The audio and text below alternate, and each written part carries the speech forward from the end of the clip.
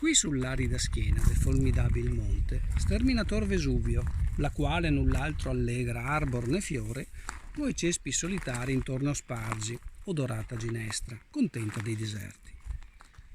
Oggi, nel giardino botanico dei Colli Guani, vi raccontiamo di questo arbusto, la ginestra, cantato e descritto così bene dal poeta Leopardi.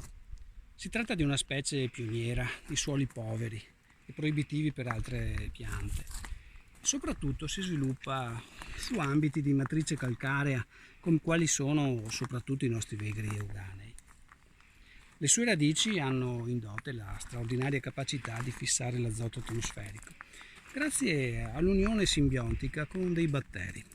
In questa maniera fertilizzano il terreno e lo rendono adatto ad altre specie che hanno maggiori esigenze nutritive.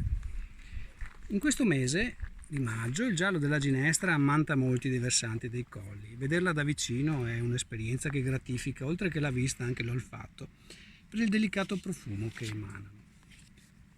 Un tempo i contadini ne utilizzavano le fronde flessibili per legare le vigne, oppure anche per ricavarne dei cesti particolarmente leggeri e adatti a contenere beni alimentari.